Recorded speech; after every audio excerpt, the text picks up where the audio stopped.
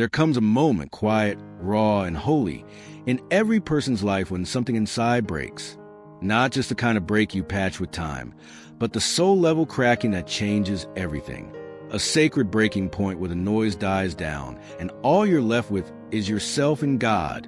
No more pretending. No more performing. Just a whisper. God, are you still there? It's in that moment, not on the mountaintop of success, but in the hidden cave of surrender, that God begins his most powerful work. You see, pain isn't punishment. It's preparation.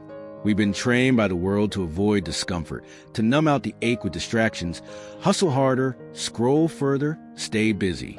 But God steps into the furnace. He uses the fire.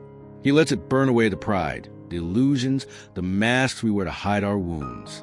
And what's left? The version of you he actually intended. Napoleon Hill once said, "Every adversity, every failure, every heartache carries with the seed of an equal or greater benefit." But here's the thing.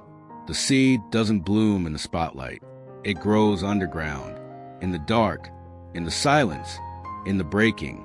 Look at Joseph, betrayed by his brothers, sold into slavery, falsely accused, forgotten in prison. But God used every setback as a setup. He didn't skip the pain. He planted purpose in it. Look at David, anointed king as a shepherd boy, then chased like a criminal through caves and deserts. His throne didn't come with applause.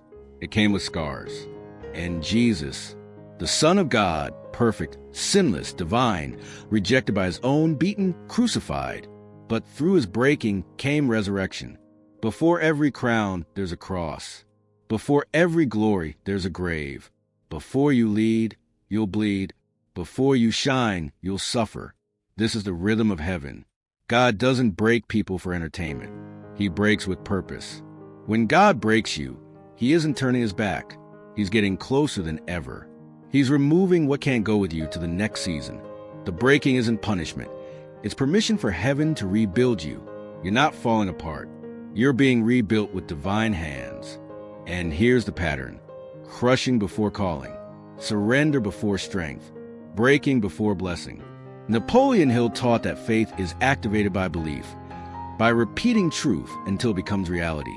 But spiritual faith, the kind that shifts heaven, requires walking blindly in the dark, not knowing the outcome, but trusting the author.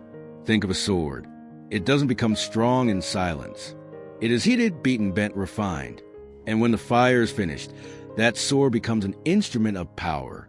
You too are being forged through betrayal, through disappointment, through delay. But every blow is measured. Every tear is counted. Every sleepless night is noted in heaven's record. You are not being crushed. You are being commissioned. The most powerful voices in the world aren't the loudest. They're the ones who've been through fire and didn't lose their faith. People with limp walks and scarred hands. People like Jacob, who wrestled with God and limped for the rest of his life. But he walked in blessing. Your scars don't disqualify you. They qualify you. They are proof that grace survived the grave. Napoleon Hill talked about the definiteness of purpose. But there's a deeper truth. Spiritual purpose is born when you will bend to God's. When you stop praying, "Make me great," and start praying, "Break me, shape me, use me for your glory." That is when transformation begins. That's when you stop chasing your destiny and start living it. God does not anoint the proud. He anoints the surrendered. He lifts those who kneel. He uses the broken because they no longer rely on their own strength.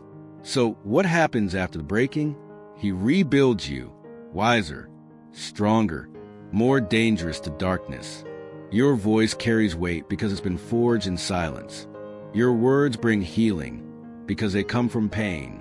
Your presence carries peace because you've sat in the fire and didn't run. God isn't just rebuilding you. He's reassigning you. This next chapter, it's not about applause. It's about authority. Your breaking was never a disqualification. It was your ordination. Let the world keep chasing perfection. Let them keep hiding their wounds. You, however, you met God in the fire. You know what it means to be held when nothing made sense. You know what it means to trust when the answers didn't come. That kind of faith, That kind of obedience, that kind of surrender, it can't be taught. It can only be earned in the valley. So bless the breaking. Yes, it hurts. Yes, it's lonely. Yes, it feels like too much. But that's where God shapes warriors. After the wilderness comes the promised land. After the fire comes the anointing. After the grave comes resurrection. And you, yes, you will rise, not in your strength, but in His. You'll carry scars, but also a sword. You'll walk with a limp, but also with legacy. And when people look at you, they won't just see survival. They'll see a signpost. God still rebuilds broken people. So let Him finish the work.